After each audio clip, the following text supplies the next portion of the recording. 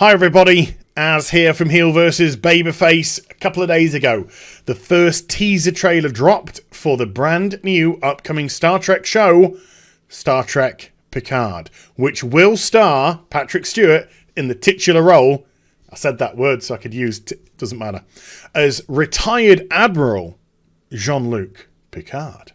Now, it's been 17 years since we saw Patrick Stewart in the role. 2002, Star Trek Nemesis came out.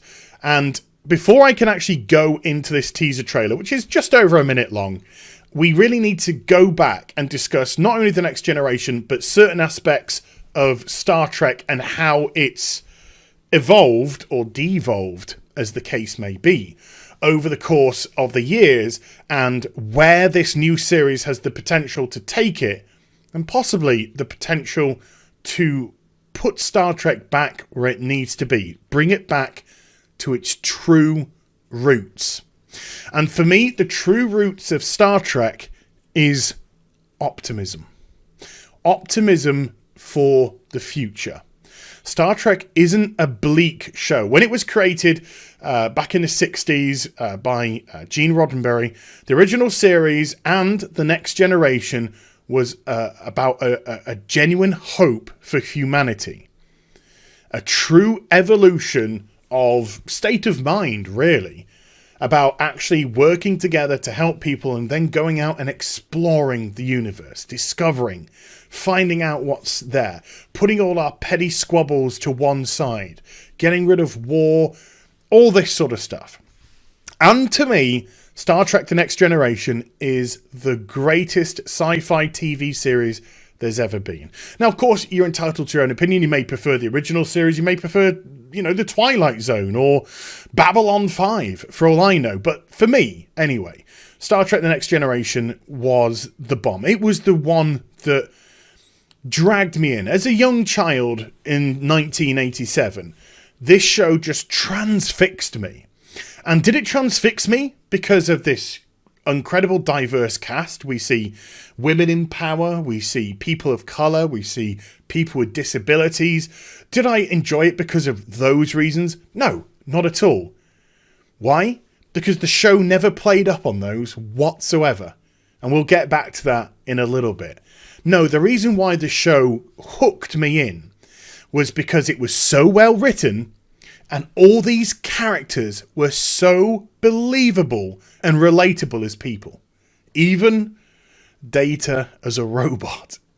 Everyone was relatable. They had their pros. And more importantly, they had their cons. They would do amazing things and they would make terrible mistakes. And the beauty of it is it was a cerebral show, more often than not. Sure, there'd be the odd episode with some pew-pew phasers and photon torpedoes, but for the most part, it was about thinking their way out of situations.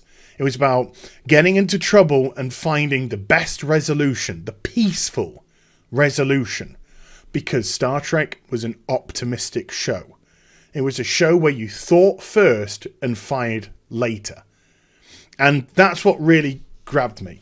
And I love the evolution of the characters. Now, for me, the show really ended in 1994 with All Good Things. I wasn't a fan of the films. I didn't think it hit the right beats. I don't believe Star Trek is a series that translates well to film. It's too short. Star Trek is a series which needs time to mature, which needs time to develop. It not just its stories, but its characters as well. And that's why I think series like Deep Space Nine worked really well, because it was essentially a soap opera in space, where you had a static base as opposed to The Next Generation, where you would be flying around to different planets and coming up with different scenarios.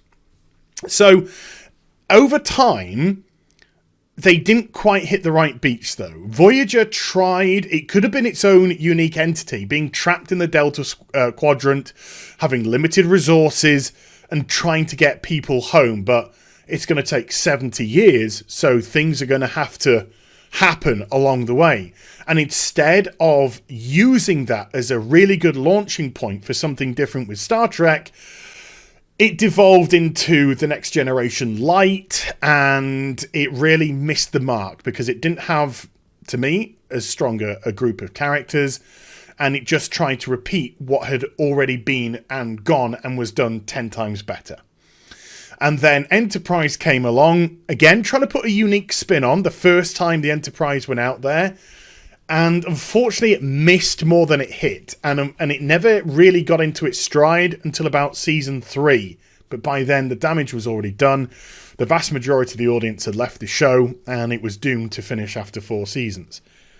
And then we had to wait a long time until we got Star Trek Woke, Star Trek Discovery, which is an absolute piece of trash, a mitigated trash, because it doesn't understand what Star Trek stood for. And Alex Kurtzman, which I do fear because he is involved with Star Trek Picard, Alex Kurtzman has missed everything that made Star Trek great. He turned Discovery into a very self-absorbed, woke, SJW, war-orientated show. And that isn't Star Trek. The future was one of optimism, and Discovery isn't an optimistic show. It's a very pessimistic show. And so that brings us on to Picard. But before I do that, let's just address everything. Discovery, 32 years later, after we had the Next Generation, plays up on colour. It plays up on gender. It plays up on disability. Hell, I don't want to go too much into this because I could really let loose and I could really go 2 barrels into Discovery because I think it's just absolute shite. But there was a scene in the first season, because I only watched the first half of the first season, I was done after that, where they literally pointed to a disabled person just to show that they had a disabled person on the show. Now, what did that disabled person do in the episode to help out, to resolve things, to be part of it? Nothing. They were a trophy to be pointed at so that the producers of the show could pat themselves on the back and say, aren't we great? Aren't we woke? We put a disabled person into the show. That, to me, is disgusting. Now, Geordie LaForge is disabled. He's blind. He uses a visor to see. When his visor's removed, he can't see anything. And unless there was a specific episode relating to Geordie, and even those didn't revolve around his disability, maybe a couple of them, they were done so well. Because they would show Geordie being vulnerable without it, and at times it would also show Geordie showing exactly how resourceful he is even without it. And I'm referring to the episode where he's stuck on the planet with the Romulan, where they use his visor to find the beams so they could see where the thing was and get rescued and all that kind of stuff. But they never played up on his disability. Never. It was brought up a couple of times, and now it was it. And you think of the 100 and whatever episodes there was of the show, Geordie was just a person. Oh yeah, by the way, Geordie's also black. When was that ever brought into the episode? Never. Why? Because this was a cast of people. It didn't matter their gender. It didn't matter their colour. This was a cast of people. Everyone was equal from the start. And that's how they were treated. And that is the best, beautiful way to treat diversity. When you just show it as equal. Where you don't try and pat yourself on the back and reward yourself because we did an episode where Geordie talks about being black. Or anything like that. Perfect. This is the optimistic future. It doesn't matter what colour you are. It doesn't matter what race you are. It doesn't matter if you're a 48-year-old bald captain of the Starship Enterprise. It doesn't matter. None of that mattered. What mattered was the inside of the person, the character of the person. Could they do their job? How good were they? How good were they at solving problems, bringing things to the table? That is what made it great. So if there was a disabled person, which there always was in Star Trek The Next Generation, but let's just say, for argument's sake, Picard and Riker are walking down the corridor and having a conversation. And a disabled person in a wheelchair, like in Discovery, wheeled past them. If it was Discovery, they would have stopped and gone, "Hello, crewman disability. How are you today?" "Oh, I'm fine, thank you." "Good stuff. Go about your job, crewman disability."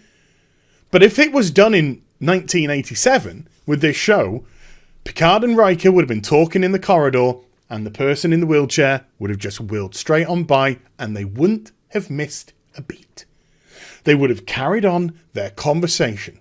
Or if the crewman just went, "Captain," he would probably just look at your crewman and that would be it. Because that was the equality. It didn't matter who you were or what was wrong with you in terms of your abilities or disabilities. It was about you functioning as a part of the crew. And that is how we've regressed over the 32 years, where we now have a Star Trek show that is virtue signaling beyond belief. Aren't we great? We have a black female in the lead. We have an Asian female as a captain, where they just want to tick off boxes, and that goes against everything Star Trek truly stood for. But that's by the by. So let's get on to Picard and why I think there is legitimate hope just based off this teaser trailer. Now, first things first, it starts off in the vineyard, Picard's vineyard, which of course was shown a couple of times in The Next Generation and in the greatest finale, because I think All Good Things was such an unbelievably great way to end Star Trek The Next Generation. We saw that he had retired to Chateau Picard, to his vineyard. So to start off here gives hope that it is current timeline and not this awful prime timeline that they currently have now. The music is absolutely beautiful that they show. And there is a voiceover which is talking about 15 years ago. You led. And this is what gives me hope. They say something like one of the greatest humanitarian efforts in Starfleet history. Now, 15 years ago, if they're going by current time, if the current time has passed that it has in real life, that would have been 2 years after Nemesis. But something happened in this humanitarian effort, and it forced Jean-Luc Picard to resign. And 15 years have gone past. We just see on the vineyard this lovely little bit of tech. Lovely little bit of tech just hovering away. What's it? Watering. I was going to say feeding. Watering the vines. It looks really nice. And we see a little bit of Picard and his booties and everything. And some nice wine. Some nice wine of Chateau Picard. And so the reason why I really like that is instead of being aggressive, it was doing what Star Trek does. Humanitarian efforts. Doing what it does best. Helping people. Not fighting massive spaceships and having explosions everywhere and bloody Picard letting people die on stuff. None of that nonsense. Doing what Star Trek does best. Helping people. And because it forced him to resign as an admiral, he was Admiral Picard at the time, this show could, if it is written correctly, allow Picard to regain his optimism in humanity, to regain his trust in humanity, that whatever happened on this humanitarian effort 15 years ago that caused him to resign, the people that he will group up with in this series will allow him to reconnect to humanity and put Star Trek back in that optimistic bracket that it should be. The optimism for the future of mankind, humankind, whatever you want to call it. Instead of this terrible pew-pew worlds at war drivel that we have in the prime timeline. Constantly battling, constantly destroying things. it has, because Patrick Stewart, in a couple of months' time, is going to turn 79 years old. He's an old man, but he's in incredible shape, don't get me wrong.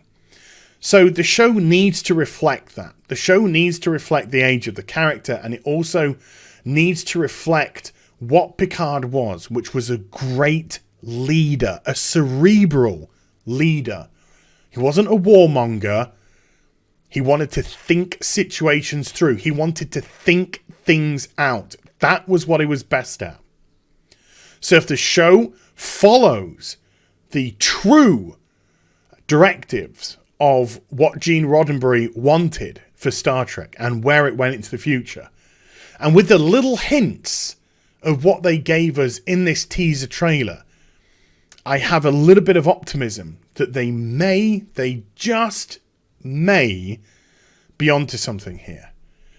But if they just devolve it into another woke effort, then it is going to fail miserably. It really is. Because Star Trek is about optimism. And Star Trek is about non-forced